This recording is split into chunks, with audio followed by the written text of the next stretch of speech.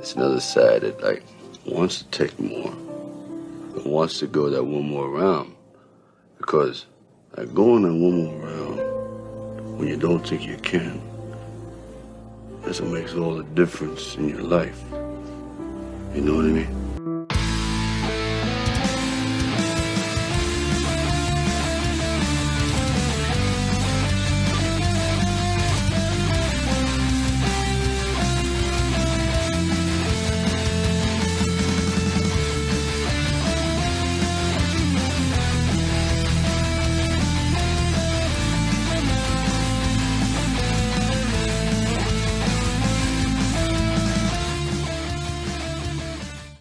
Welcome to another episode of One More Round, the Rocky Series podcast. This is episode 7 as we continue our Rocky journey. We're all back together again. Kyle, welcome back from your vacation. Thank you. It's good to be back from my long exile. Katie and I did an okay job holding down the fort. There was a couple times, though I can't remember the exact topic, but there's a couple times that something came up. I was like, I wish Kyle was here. It was like a boxing thing or something. Remember, I don't know what the subject was, Katie, but I recall. I can't remember. I just remember thinking... Yeah. This is when Kyle comes in handy. Among other things. Well, that's, of course, Kyle comes in handy. Yeah, my primary role is just raw sexual energy to the podcast. But, you know, sometimes some knowledge stuff comes in handy, too. Katie, how are you doing today? I'm good. As I was just mentioning, I stayed out too late last night, so the coffee is coming in handy. Okay. So what I have in my hands here is the Rocky trivia book, and this was I made a little YouTube video on it. So there's a few people listening to this episode who already know what I'm talking about. So just bear with me because quite frankly, there's more listeners of the podcast than who watch my stupid YouTube channel. This book is called the Rocky Trivia Book, and it was put together by a young gentleman named Rocco.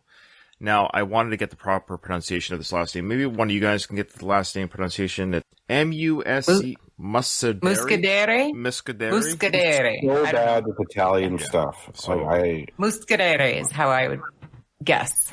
Okay, so I'm going to put the link, of course. I think I'm going to do it every episode on our show notes. The link to the book, because we're going to use this book on every episode. What we're going to do is we're going to ask 5 questions, and I'm going to ask them to you guys. Play along at home, please, by all means. You can write the answers on a little piece of paper, and at the end of the episode, we are going to reveal the answers. And some of them are, no offense to Rocco, some of them are very easy, but already there's a couple like I don't know the answer. So what we'll do is we'll see between us 3 hosts, who got the right answer. We can keep score if you'd like, and at the end of the season, we'll see who the winner is or what have you. This is a fun little way to play along. But what's cool about this book? So Rocco put this together when he's 11 years old. That's amazing, Rocco. Love that you're a Rocky fan already. Wow, that's impressive. And what's also cool is his father, Enzo, is the one that, of course, showed him the Rocky series, which just goes without saying, but I want to read an email. So I put that video on YouTube. I unboxed my Rocky trivia book, and I read it out loud. I actually found out as I read it out loud, like my reaction to the book, that it was done by a young child. No offense, Rocco, 11's young. And I'm like... That's crazy. Like, isn't that so cool? He did this, and he put this on Amazon and what have you. So this is from his father to me. He goes, Ryan, first I'd like to say thank you for the unboxing video with the Rocky Trivia book. It was greatly appreciated. I think this will be an exciting addition to the already great job the team is doing with One More Round podcast. I would like to connect the dots for you to clear up any confusion. I have been a day 1 subscriber on your original podcast, Going the Distance. And we have talked actually via Twitter many times over the years because my name there is E.M. King. And I'm like, because, people... Oh. Yeah, he's a very faithful contributor to Twitter. But I've never known, people don't tell me the real life names or what have you. I guess I've doxed him now. It's Enzo, the father of Rocco. But that's great. He goes, I'm Rocco's father. And yes, he was 100% named after Rocky. That's amazing. I'm just amazed that an 11-year-old... writes a book. I'm thinking back to when I was 11, having to write a short story or something, and now it was like, respect. Absolutely. Indeed. Yeah, you don't want to know what I was doing at 11s. Probably the same thing I was doing. Enzo goes on to say that, I forgot we have Rocco in the channel here. His dad goes on to say that I sent an email that you and Kyle read on Going the Distance a few years ago. Goes, keep up the amazing job on One More Round. You guys are doing great. Sorry for the long email. That was not long at all. Were you not there when we Had to break up Seiko's email in 3 parts. Dissertation. Oh, so he says here, Rocco started the Rambo book. And he says, and he says he needs to get it done before we finish season 1 of the Rambo podcast. There you go. Thank you, Enzo. There you go. Okay. That's amazing, because weren't you inquiring, Ryan, if he had seen the Rambo movies because of his young age? That's right. That's right. So, that's right. Thank you, Kate. He's responding to the YouTube video. Yeah. So that's right. Get on that Rambo. That's the perfect age. 12. Come on, 12. That's great. Great violence, Rocco. Enjoy the violence, my friend. It's Rambo violence, so it's okay. One more email. This is from Donald. He's in our Discord right now. So if you haven't already, folks, join our Discord. It's a lot of fun. We got Rocco, the author of the Rocky Trivia book, in our Discord, listening to us live right now as we record. We've got Donald. We've got Louise. And it's great because you get to join the chat, interact with us as we record. Fun. I think it's great. But Donald, he sent us an email, and if you want this link, dear listeners, just send us an email to onemoreroundrockypodcast@gmail.com, and the email is in our show description if you need to go see it. Donald sent us an email saying that he has been given permission to share a link to a Google Drive, and he says here, Dear Ryan, Kyle, and Katie, I'm happy to report that a second, and you could almost say final, Rocky IV fan edit now exists. A fan editor known only as Zach B, I think he might be following me on Twitter, has created what he calls the Rocky IV, the complete cut. This new cut clocks in at 1 hour, 54 minutes. With the editor's permission, he's included the Google Drive link for everyone to enjoy. Appropriately, this makes 4 different cuts of Rocky IV. Great news for fans, Donald. So I have that link. Anyone that wants the link, send me an email. So it's a combination of the different cuts, and the 2-hour mark, that's perfect for me. I would like a 2-hour Rocky IV. I think it'd be kind of fun to watch. I did watch a little bit of it when I got the link. I just haven't had a chance to sit down and watch the whole thing. But what they've done is they've combined the old Rocky IV. So you got the robot, you got the new Apollo, so everything's there. So that's what we kind of talked about. It should have been at the very beginning. Everything's there. Nothing's deleted. Everything's in there. Looking forward to it. In my absence, did either one of you do the bum count? We totally forgot about it. Or I did anyway. What was the scene? I don't think... The bar. There was no bum. They were in the... No? Okay. Well, okay, listeners, anyone who's listening, if you care to audit that episode, and let me know if there's any... I'm going to put 0 for now. But if you caught any bums that we missed, please let me know, or let Ryan know via email, and I will tabulate it here. Yes, thank you for that reminder. Yes. Okay, so speaking of tabulations, I'm ready to go here with the Rocky questions. Number 1. So write it down. No class answers. Write this down. Be honest with yourself. At the end of the episode, we'll read the answers. Okay. We need to write this down. Okay, well, all right. Or just be honest. Okay. Okay. So no class answers. Nobody say anything in Discord. Number 1. Who says you want the bird, go out in the alley and eat the bird? Okay, so there you go. That might be a softball. I think that might be a softball. But they get harder. Trust me, guys. They get harder. We have to ease into this. He's building the confidence. Okay. Maybe a false sense of confidence. All right. Number 2. What does Rocky answer back when Adrian asks him why he wants to fight? That's a great question. I love that. Great scene in the movie. Number 3. All right, here we go. Now we're going to see, boy, he doesn't hold up. It amps up pretty quickly. What is the name of the fighter who broke his hand and dropped out of the fight with Creed? Oh. Don't say it. Don't say it. Oh, yeah. All right. You haven't got me yet, Rocco. Okay. Number 4. Who does Rocky work for? He's trying to build our confidence again after number 3 there. And lastly, this one I actually had to kind of think about. I was like, what round did Rocky knock Apollo down in that first fight? That's not bad. That's a good question. I like that one. That's a good question. It is a good question. All right, so great questions, Rocco. I love it. Already, I'm like, some are hardballs, some are softballs thrown together, and they don't quite go in chronological order of the film, which is great. I love it. Mm-hmm. So great job, Rocco. Mm-hmm. So at the end of the episode, we'll reveal the answers, and we'll see how everyone did. Okay, so Kyle just had to step out for a moment, but we'll just start the film here, because I think we're done our housekeeping. We're ready to go. You ready?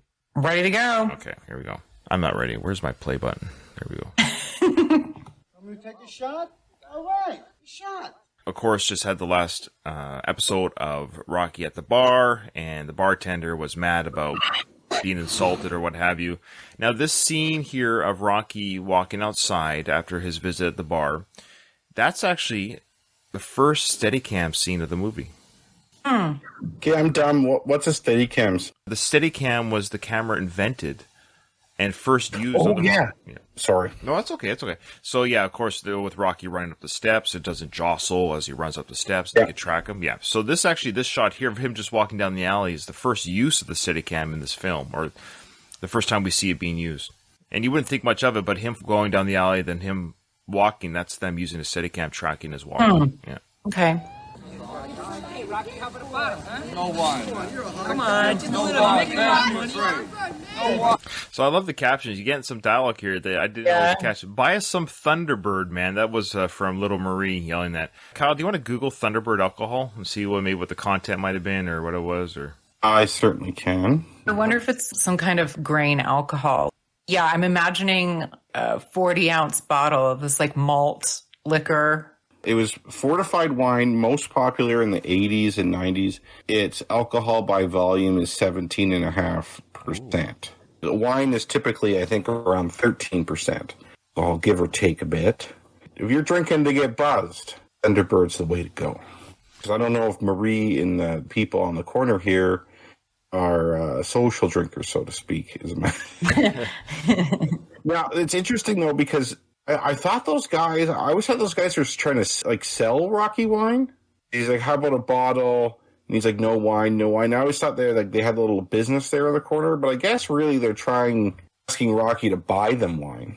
Mm-hmm. The age at this time was, what, 18 probably? Well, I don't know if these are law-abiding kids, though. Meaning that they couldn't buy it themselves. They had to get somebody to buy it for them. They're not yet 18, is my guess. My dad used to buy underage people wine in the 70s. It was more acceptable back then. Or my dad just didn't give a shit. One or the other. We needed people like your dad, Kyle. Yeah, exactly. I love how everyone just barks at Rocky. They're just like, blah, blah, blah, blah, blah, blah. It's like, geez. Which I guess, they had nothing else better to do. Now, the blonde-haired kid yelling there's that one blonde-haired kid wearing the brown pants. That's actually John G. Avildsen's nephew in real life. Really? Yeah. Look at you with all this fun fact knowledge.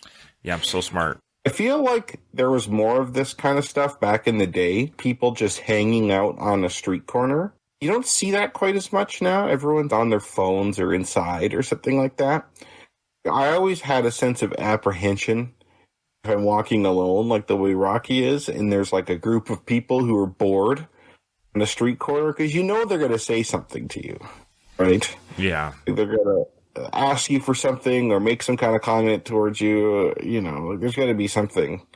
Or just like a group of punks up to no good. Yeah. If I were the store owner, I would hate it. Maybe this was before, or it's maybe just too overwhelming that he's probably asked them to leave a bazillion times and they won't. But loitering is illegal in a lot of places. No loitering signs. Maybe they didn't have those then. The cops don't care. It's like they have bigger fish to fry in this. True. If you're in suburbia, the cops are bored. This is the highlight of their night, breaking up this. But yeah, probably the cops don't care. And then the store owner, he isn't going to move 5 or 6 teenagers who are loitering up there. So I remember being a teenager and when loitering was a real thing, yes, especially like outside 7-Eleven, those corner stores, what have you. And they would have the no loitering sounds. And when I was younger, I thought they were misspelling littering. Oh, that's funny. Yeah. And I didn't know, what does loiter mean? And then I found out what loiter meant. And then they started playing elevator music outside of 7-Elevens to kind of discourage kids from hanging around. They play classical elevator music outside 7-Elevens, at least in my neck of the woods, to kind of we didn't want to listen to this boring music to kind of discourage kids to hang around. When I go on business trips to different places, I'll go to Tim Hortons, which is kind of like, for you Americans, like Dunkin' Donuts. Okay. In Canada, homeless people always hang outside the Tim Hortons. A lot of them, in places where there's lots of homeless people, will blare annoying music outside the Tim Hortons, which, by the way, doesn't work. They just tolerate it. Yeah, if you can tolerate being homeless, you can probably tolerate annoying music. Yeah. Did your brother know you're hanging out so late? What'd you get lost? Hey, these guys teach you to talk like that? Hey, don't you never say that. So I love how he grabs. He actually he physically grabs little Marie. She curses him out. It's a PG movie, but we can assume In the real world of Rocky, she probably told him F off. Because she says, screw you and what have you. Did your brother, who taught you to talk like that kind of thing? So we know that she's probably cursing for real. But I love how he physically grabs her by the arm, pulls her away from the boys. It's funny, though, those guys are mouthing them off, but you notice none of them are doing anything about it, right? Because they all know better. They know they could talk tough because they probably figured out Rocky has no interest in beating them up, but Rocky would easily tune up that entire corner of guys, and they know it. They all probably know Gazzo and that Rocky works for Gazzo, so it's very noticeable to me now that little Marie is literally wearing pigtails. So she's like a small child. I'd say these guys are probably 3 to 4 years older than that. That's my guess as well. So the actress played by Little Marie, of course, her name is Jodie Letizia. I don't know if anyone remembers, but Ruben and I, on Going the Distance, we looked up she had a webpage. She actually had a webpage. And Ruben and I read live her description on her home or her webpage. We roasted her pretty hard. Was it an updated page, or was it thrown up once upon a time and never touched again? Exactly. On a whim, preparing for this episode, I went back to see, I wonder if that page is still up, and it's down now. Yeah, she probably didn't want to pay the hosting fees or the domain or whatever it is. Maybe she heard or someone gave her a win about us because it's down now. You're right. But it wasn't updated even a few years ago or 2 years ago, whenever that episode was. It wasn't updated then. You're right, but maybe the fees finally got canceled or whoever was hosting it. But it's gone now. But if I was a casting director, could they have picked a more unattractive child to play Little Marie? I'm sorry, I know she's just a kid in here, but it's just like they want realism, right? Yeah, realism I was going to say, I like that she looks like a kid, right? 12-year-olds are typically pretty awkward looking, right? But some are more awkward looking or weirder looking than others, and I believe we see Marie as an adult in the cut scenes for Rocky V. She's around like a burning trash barrel. I'm pretty sure that actually is her. Two things. Well, we have Rocco from the author of the Rocky Trivia book in our chat, and he's 12. Rocco, come on. Is she funny looking? Be honest. And also, Louise says here that he said that was an old-time classic episode, the one where we talked about our website. Thanks, Louise, for that. I knew there was something, Kyle. You actually showed that clip to me of Mike Tyson. There's a clip that Kyle sent me where Mike Tyson is talking about how insulting it is to be called a can of tomato. Now, granted, he's saying a can of tomato, but still the vegetable tomato. I think it's the idea, not that it's a can form. He talks about how insulting it is to be called a tomato. If my mentor called you a tomato can, that's worse than calling you a nigger. That's just some bad stuff in boxing. If somebody, listen, the way I grew up, my trainer, he born in 1908. There's nothing worse than a tomato can to him. If he calls you a tomato can, he has no respect for you, your life, your mother. I don't know why. I don't know what the reason is, because the tomato can won't, boom, you can just push it, you can blow it over, it won't resist nothing. This fucking can, useless.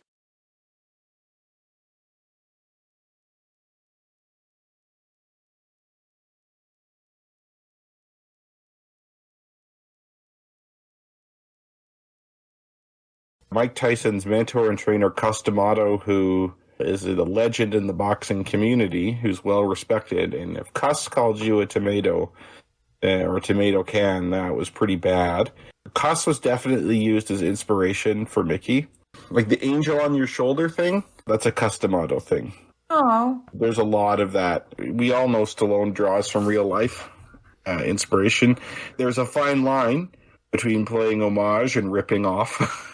I think he dances that line a little bit, but he shucks and jives and he slips the jab a little when it comes to real life. Yeah, I know. But as soon as I was scrolling through TikToks or YouTube shorts, and I came across that just out of the blue. I shouldn't say that because the algorithm knows what I like and what I don't, but I was like, holy shit, I gotta share this. That's awesome. So he's like explaining that it's worse than the N-word to be called that, because essentially you don't care. There's literally zero cares or respect with the tomato can. You just can kick it down the curb. The N-word, there's like passion behind it so that you actually care. So that was kind of how Mike Tyson talked about it. And I had never heard that before. It must be a thing. Okay. You see that thing about Tyson on the airplane? He beat up that drunk kid. I love it. Love it. Coming. Oh, I love it too. Yeah. And what's great is Tyson never got criminally charged. There's no jury in the world that would charge him. The video's proof that he got antagonized. And Tyson's like, oh my gosh. And just no one's like, yeah. Tyson even offered him magic mushrooms to calm down, which is hilarious. He's like, yeah, I got these illegal drugs on the airplane. Do you want to take some drugs with me to calm down? All right, so now Rocky's accosted little Marie, and let's hear their conversation here. Hey,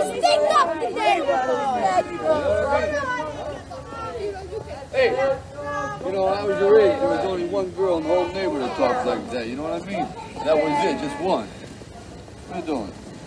Well, I'll make your teeth yellow. Don't do that. I got yellow teeth. Here, you see that Hertz truck in the background there? That's actually a film crew truck. Oh. Yeah, they didn't. Tidbit. Yeah, they didn't. They just didn't move it. Is there anything that you guys notice or would comment on about them walking, specifically her? She almost seems like masculine. Yeah, she walks. There's a very distinct way of walking. Like a swagger, or I got almost kind of like she guy walk. A very wide stance. There's a word for it. It's just like I shouldn't say it, but just say it. She like walks like she's got a stick up her. Oh. Not even really bending her knees. I don't know. I've always thought that she has a weird way of walking. It's mean of me. I felt like she walks like a guy. That's my take, at least. Yeah, I mean, back then they'd call it a tomboy, right? Yeah, she certainly does have a tomboy vibe. She's dressed very much like that. Yeah. But that's where Rocky's going to come in with some wisdom, hanging out with those coconuts. Well, it's interesting, too. Rocky was saying, like, when he was 12, there was only one girl in the neighborhood that talked like that. Okay, going back to when Rocky's 12, that would be 1958, is it? Or was he born in 46? That sounds about right. I always think of the 50s as more of a wholesome time, or at least it appeared to be as such. You don't know what goes on behind closed doors. It was very much had the outward appearance of being a wholesome time. So to me, I would say in the 1950s, if a girl's talking like that, it would be quite unusual. Probably. Whereas in the late 70s, not so much. I wonder who that one girl was. What's her story? Maybe she's the first woman that Polly set her up with. Yeah. Oh, yeah. It could have been the pregnant. Yeah, maybe, but I think it's a little bit younger. This is when I was your age, right? So I don't think Rocky was set up then with a pregnant 12-year-old. I know. I meant no, she eventually became pregnant. Oh, I see. Yeah. That's true, too. But I have a theory. It was Gloria. Gloria was the one that... Oh, my God. That's hilarious. Yeah, she just has to, like, low-key roast Gloria. I see the 50s in the suburbs as being this perfect little, like, white picket fenciness. But I would imagine in a neighborhood like this, it would be like beatniks or greasers or, I don't know. I feel like I've only heard that in movies. But no, there was not an easy time like that. No, I mean, this is back when you could literally hit your wife across her face at the supper table and no one bats an eye. I mean, that was kind of those days where there was very little policing of abuse in the home. And so there was probably a lot of reason why these kids hung out outside their houses and stuff. The physical abuse was rampant. We talk about the good old days, but I would argue even today that I think parents are better now than they were 50 years ago. Way better. Yeah. Way better. In my mind, no question. I hear stories from my grandma from like the 30s, and it was just unreal.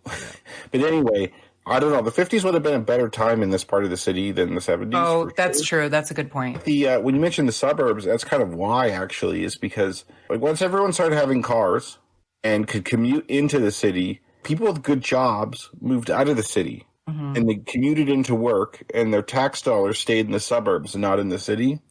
And so the cities kind of decay as a result. The city probably was much nicer when Rocky was a kid than what it is now. Good point. A couple of comments from Discord. Louise says that little Marie was a tough broad. She had to be hanging out in the corners with those street toughs.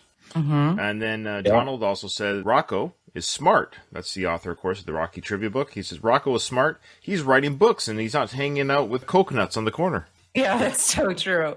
So that's great. Well, listen, you 12-year-olds, if you want to be cool, You want to make something of yourself, hang out with Rocco or kids like Rocco. The people in Discord are also asking Rocco to do a Stop or My Mom Will Shoot trivia book. No, do not. I don't remember that movie at all, like in terms of if you quizzed me on it. I remember really liking it as a kid. Same. Like I was really young when it came out. I understand. Mm-hmm. So if I watched it now, I'd probably be like, oh my God. Come on, nobody likes garbage. Anyway, this girl with the dirty mouth, she wasn't bad looking, but you see, none of the guys ever took her serious, you see? They never took her out for any serious date. Why? Because that's the way guys are. They laugh when you talk dirty, they think you're cute. But after a while, you get a reputation, that's it. You get no respect, you understand? You get no respect. I love that green car. I never noticed that before. It stands out because everything is so dark, and then there's this like lime green. I don't know, what is that? That's a good Chevelle? question. Do you know what kind of car that is, Kyle? Oh, I'm the worst. Okay, me too. The worst when it comes to like car makes and models. I'm going to put that on Reddit. I use this all the time for Reddit. I'm going to say what kind of car is that. I would love to know. Unless someone else in our chat knows. Someone tell you exactly what year that car came out or whatever. Yeah. I'm going to say it's a Chevrolet something, like Charger, Challenger, Camaro, in that vein. It's Chevrolet, I believe. I'm going to go with... That's my guess. I'm going to go with Plymouth. A Plymouth something. Okay. The first car I ever drove was a Plymouth Sundance. Oh, yeah, I remember those. That's hilarious. Now, speaking of, my best friends had one. We're not going to get to the scene, I don't think, in today's discussion, which is fine. But there's a scene later on when Rocky's talking to Gazzo. Well, I'll just say it, and you can go look at it, where Rocky has a feather in his hat, and I've never seen it before. And is it this film? Yeah, this film. And like when you talk, I'm excited for that. I saw it today watching it. And I'm like, I have never seen that, and I felt like it was a Mandela effect moment. Whereas, like, has anyone noticed the feather in his hat? There's a feather, a green, almost peacock-looking feather in Rocky's hat. I would challenge every listener of this podcast to be honest with themselves. Have they ever noticed the feather in Rocky's cap? Anyone in our Discord disagree, or have they noticed the feather? So anyways, there's a feather in Rocky's hat, and I don't know if this is a Mandela effect, but it freaked me out. I was like looking at it, I'm like, when did this appear? I've never seen a feather in his hat. So there's a green feather in Rocky's hat. Before we continue, I wouldn't mind just kind of getting your guys' opinion on what's been said so far. Of course, that's why we're doing this. He's talking to Marie, and he's saying that guys like it when you talk dirty, right, and they think you're cute. Then after a while, you get the reputation of being a slut or whatever. You got to give us warning when you want to use a bad word. Yeah, I'm going to use it. They don't take you seriously. I guess they see you as someone that you're easy, that you could use, but you don't actually want to have a relationship with them. What do you guys think about that? You think there's truth to that, or you think he's just kind of sexist, or what? I think it's true. I think there's some truth to it, but I agree with Rocky's old school thinking, and I kind of agree with it. When a girl acts crude, it's not as funny or as appealing. When a guy guys shouldn't do it either. But I guess I know what Rocky's saying here. It's just we laugh with it's kind of funny. I see the other guys laugh at her quote unquote humor, but I know for a fact that when she's not around, they don't find it appealing. So I've seen it live. I've seen it in real time. And I guess it's a difference between what the way things should be versus the way things are. Yeah. You can make the argument that it is unfair that guys could be crude like that and that men can talk that way.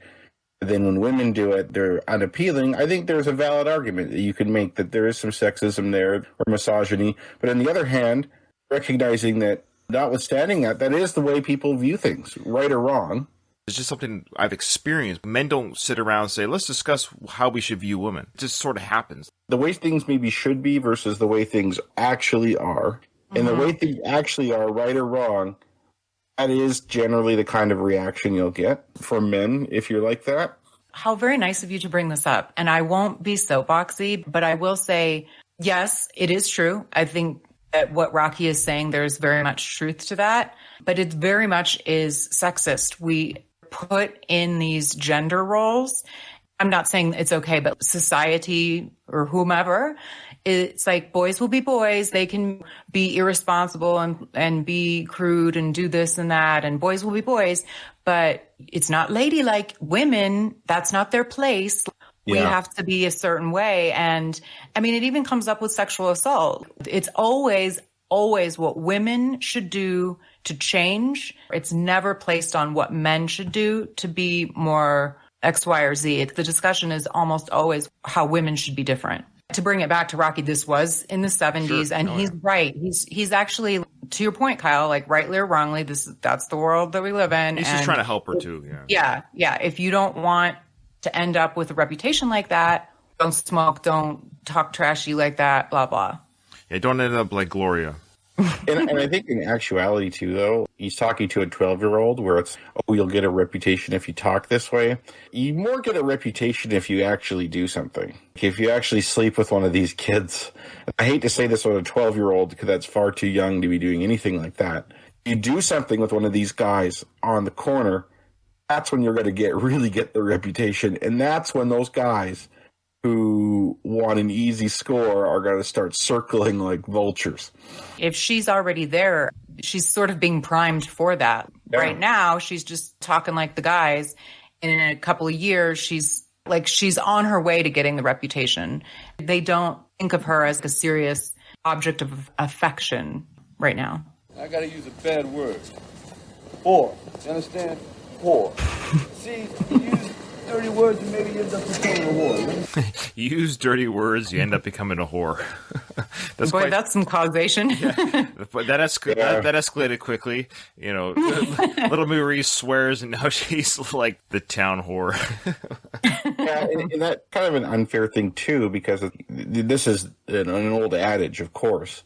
If you're a dude sleeping with tons of chicks, you're the man. Mm-hmm. And then if you're a woman and you're being with a bunch of guys, then you're a slut or you're a whore. Yeah. You know, that's not fair. I knew guys, like in my 20s, people talk about their so-called body counts. Mm. Okay? If your body count was 1 or 2, something like that, right, you wouldn't say that. You'd be reticent to say that. There are guys whose body counts are like 10 or 15 or something like that or more. They would make a point of telling you that. So they're not necessarily high-fiving each other over it, but it's like, it's the big dick in the locker room, right? Mm-hmm. Like, if you're in the locker room and you have that, you kind of show everybody what you got there. Well, we might explain why I changed in the toilet stall. But yeah. It's funny, though. Did you guys ever watch the show Friends? Oh, yeah. I've seen it.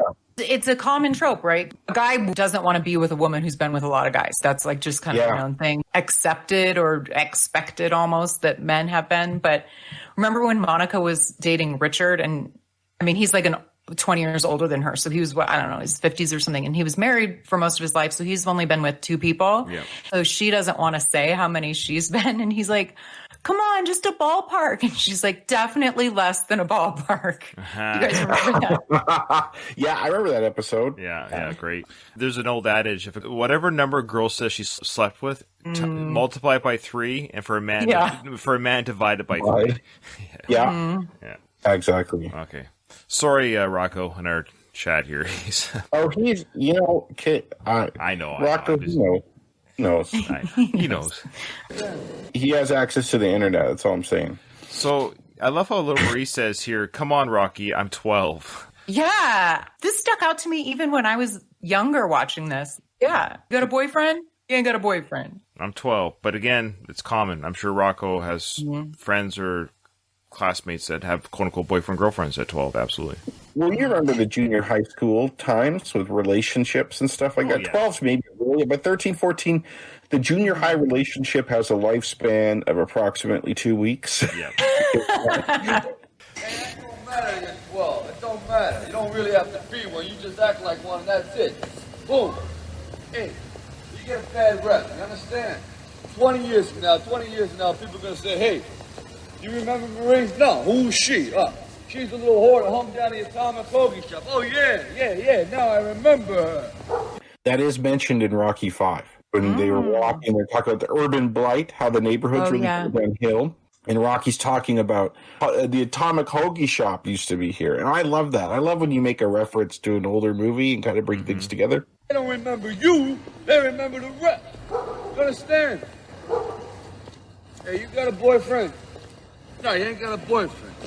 You know why? Why don't you think you have a boyfriend? Because you're hanging out with them coconuts in the corner. You understand? You hang out with them coconuts, you get nowhere. They're lemons. Lemon. You hang out with nice people, you get nice friends. You understand? You hang out with smart people, you get smart friends. You hang out with yo-yo people, you get yo-yo friends. Well, it's the old adage, birds of a feather flock together. Sure. I wonder if his dog is barking. I would love to be the person who's like, that's my dog barking in the Rocky movie. That's probably, you're right. That probably was an ADR putting the dog in. That was probably just a dog the neighbor. A real, barking. Good point. I wonder if it was just butt kiss, him barking, and they added it that could have in. been, because it's Stallone's dog off to the side, and maybe he's just barking at Stallone walking by, I think Rocky's advice here is pretty solid, though. You do, to a degree, emulate the people you hang out with. People have an influence on you. So if you hang out with these schmucks, you're likely going to be drinking Thunderbird and not making something of yourself. So I know I sound like an old man now. But. No. That's what Rocky says here. You see, it's simple mathematics. There you go. It's cause and effect. That's right. And it's true. You kind of are, who your friends are to a certain degree. Like, obviously. And that, it makes sense. Totally makes sense. Simple mathematics. I hope you ain't gonna. What was I gonna say? You hope I don't keep acting like a whore. I'll turn into one, right? Yeah, something like that. Night, Rocky. Night, Marie. Take care, Hey, Rocky. Yo. Screw you, creepo.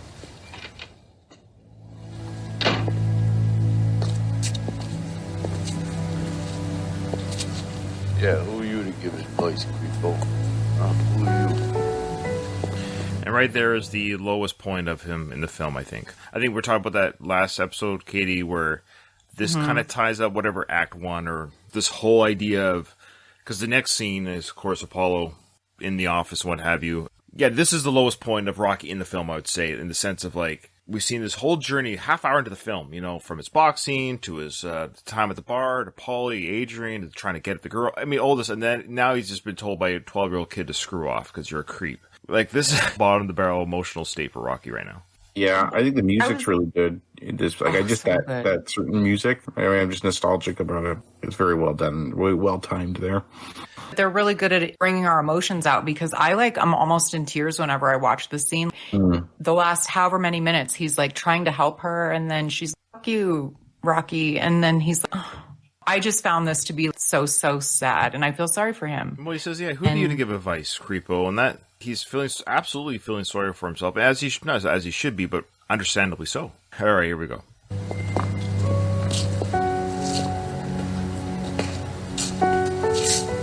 I love how he shadow boxes with that post there still, Now we're in Jurgen's office here. In real life, though, this was Erwin Winkler's office. Oh, really? Oh, cool. Yeah, it was the producer's office. I just think it's such a stark contrast from... So now we're entering like the second act, but it's so dark and gloomy. And then all of a sudden it's like so bright and energetic, just so stark. Absolutely agree. As well. Absolutely agree. Yeah, there's total changes. It's a total mood lighting change and energy change too. Now we've got this very energetic, educated, business-like conversation. This is, Are the doctor's reports confirmed? Definitely. Says here Mackley Green has suffered a severely cracked third metacarpal in his left hand. There you go. We got the answer to one of our trivia questions. Good timing. Did you guys? That's what I put. Yeah. Did you put that, Katie? No, my brain is not working at full capacity this morning.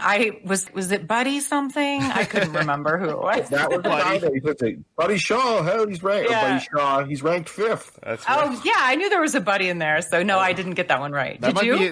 Yeah, I got that one. Yeah, Mackley Green. There you go. So that was the answer to one of the questions. Okay, good timing. One thing I like about this scene, Apollo, his crew with him are all black. His manager, his lawyer, especially for this time. I like that black people in film are being shown as they should be, as smart, capable, educated people, instead of just athletes or like just musicians or whatever, right? To me, this scene is like progressive in a cool and not a preachy way. Carry a leather briefcase. Be a thinker, not a stinker. Even at this time, there's a lot of black exploitation films. At the time, in the 70s, were very common. Almost because it was like a subgenre, because they weren't quite allowed to be the main stars in Hollywood at the time. And in fact, Carl Weathers' first 4 films, or 3 or 4 films before being cast in Rocky, he was in those films. Those were the films he was in. Carl Weathers was in these Pam Grier type exploitation. Yeah, type films. Exploitation. Yeah, that was a genre.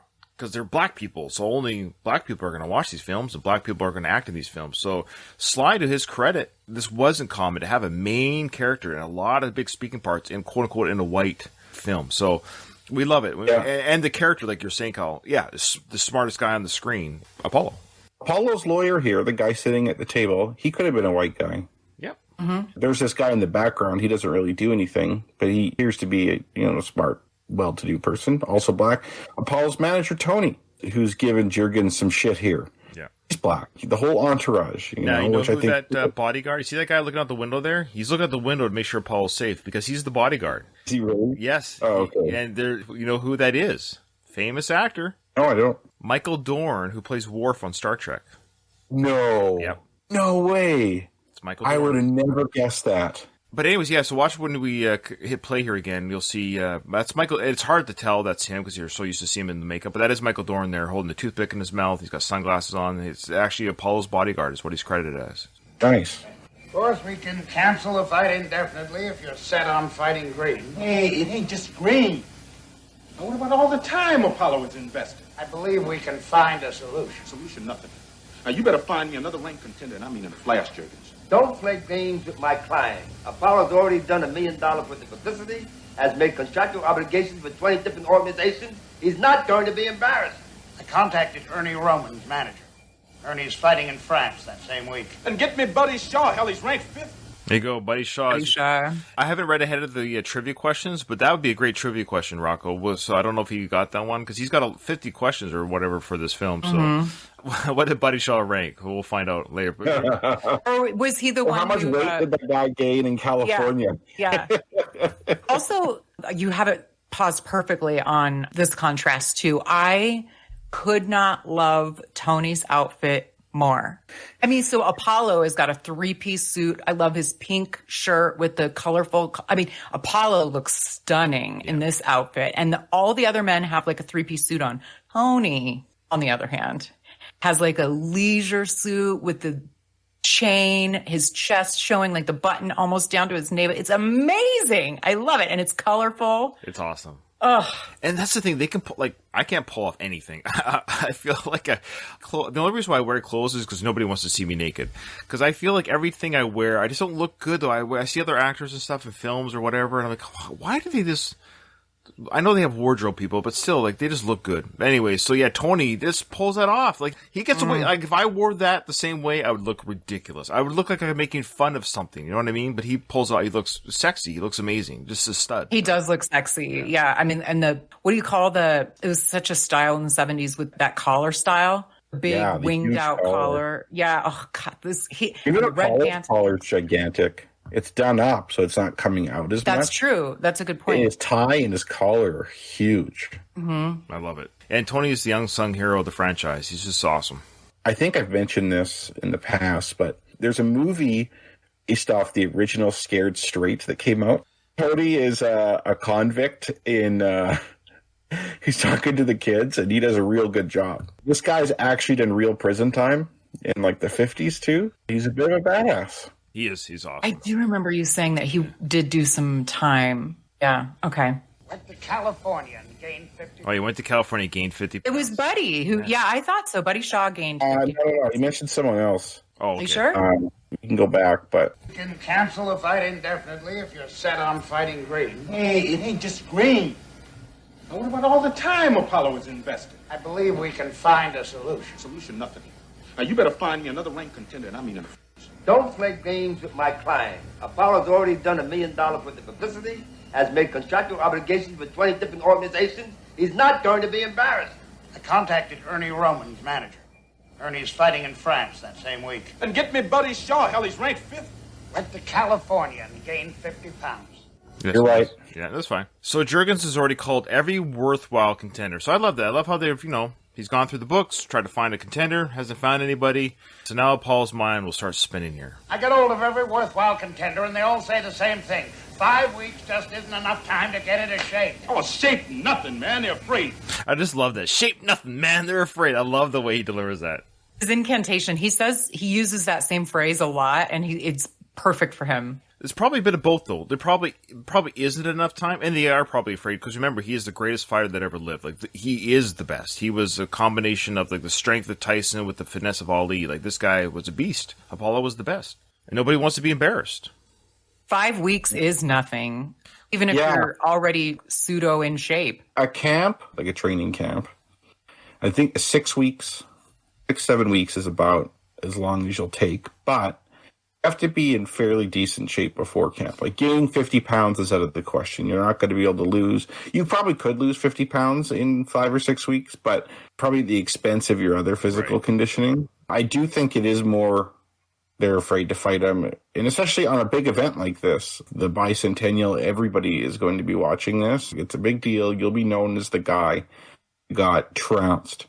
And again, you're getting trounced by Creed, so no one's going to blame you. It's Creed who has everything to lose in this, because if he loses to anybody, especially a tomato or a ham and egger, I have a hard time that you can't find any worthwhile contender. I do find a hard time with that premise that you'd have to go find a club fighter in Philly. Like, you could find somebody, someone who's actually a ranked pro, even if they're not fifth or something like that. And I guess you could say that, well, you either find a high competitive fight or you find a novelty. You don't want to do the halfway by finding a guy who's ranked like 38th or something like that. Thinking like a thinker, not a stinker there, Kyle. Nobody in the world's going to see this fight, and none of them got a prayer whipping me. So they're making excuses so they don't have to be the chump to get whipped in front of the whole civilized world. There you go. So I love Jurgen's response here. So Apollo's basically saying, nobody wants to fight me. It's not enough time. They're going to be embarrassed. They know this is a big fight. They don't want to be embarrassed on national television, worldwide, what have you. But Jurgens takes this very personally. He goes, all I can say is that I'm a good promoter. I have to say, too, Jurgens is the most British-seeming guy who's not British. Yeah. Very old school promoter. This guy looks like he's old school British dude. He's like a caricature. Yeah. Yeah. And say is I'm a good promoter. I've promoted fights in every goddamn country in the world, and I've broken my ass over this. But I don't know what the hell else to do. I love how he's promoted fights in every country in the world. There's a lot of countries. You might be exaggerating, Jurgens. But I love how Apollo weighs him off with that. He's like, yeah, I don't want to hear this. You know, I want to. Well, also, Jurgen starts with, like, I believe I could find a solution. They go through 3 names. He's like, I don't know what to do. Give me a 4th name. Give me a 5th name. I've called 3 people. What else can I do?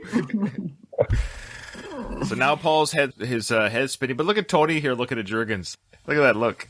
He's like a hype man for Apollo, too. Like, do you notice how his reactions to Apollo in every way? He's a total hype. In fact, watch this scene here. When Apollo comes up with his idea, watch Tony's face over Apollo's shoulder. He's totally hyping up Apollo's idea. It's almost like Tony in real life is laughing at Apollo's acting, or Carl's performance.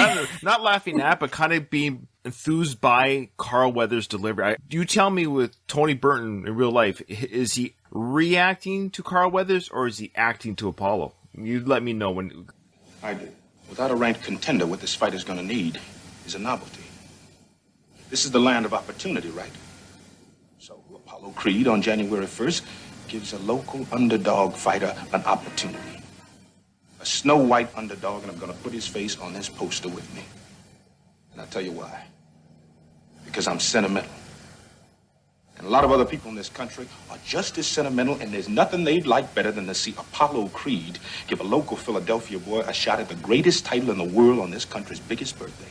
Now, that's the way I see it. And that's the way it's going to be. Apollo, I like it. It's very American. No, Jurgens. It's very smart.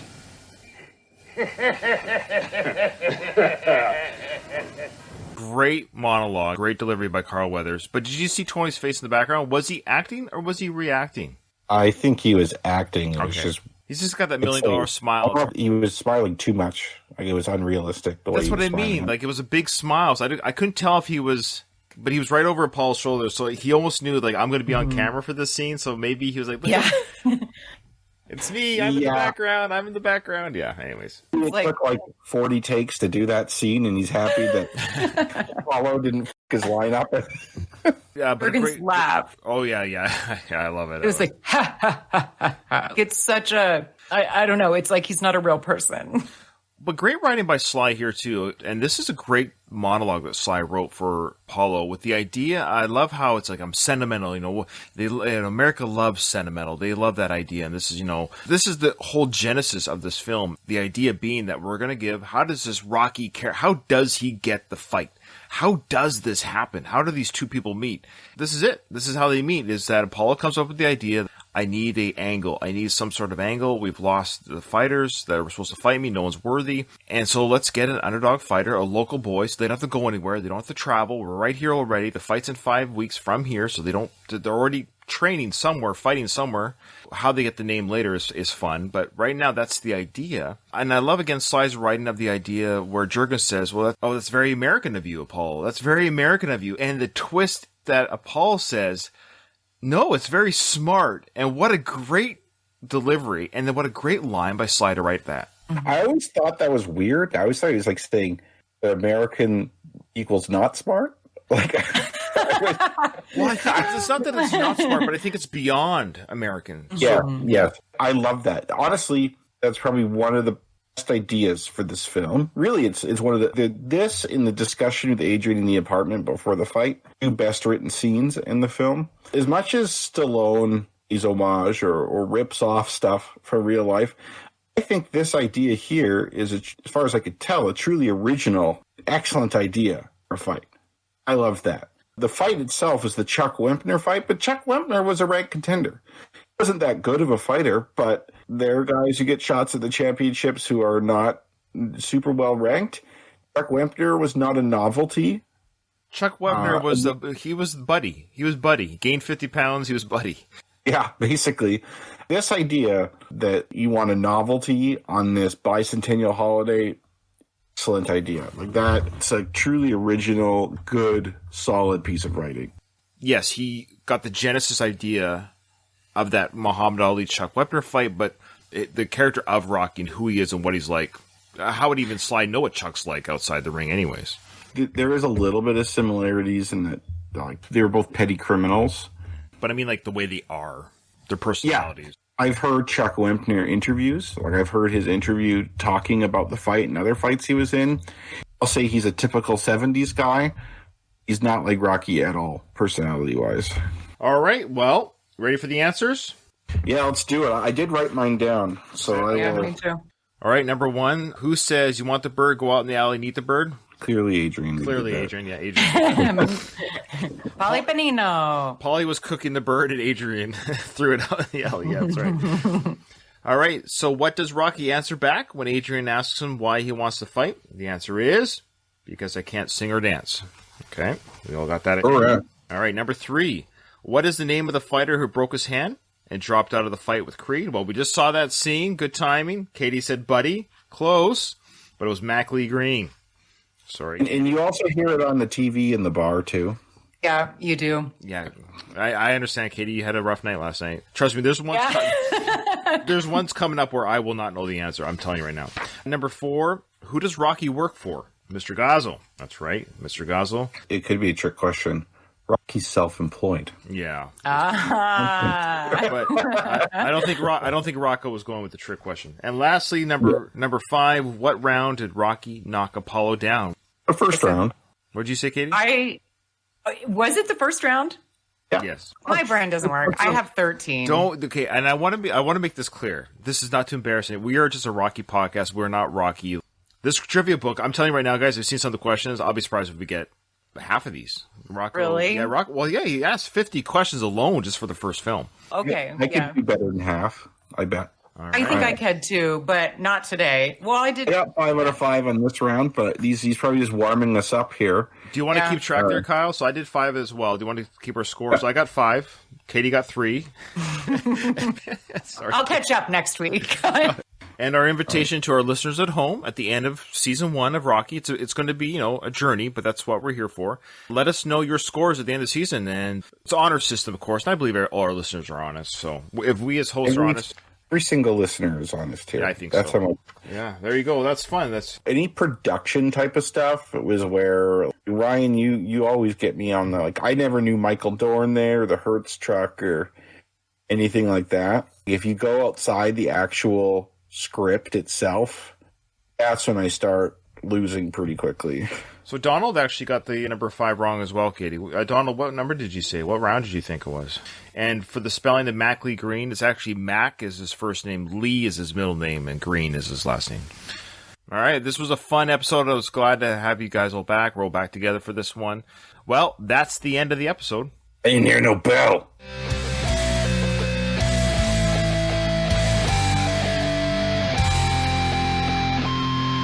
I just want to say one thing.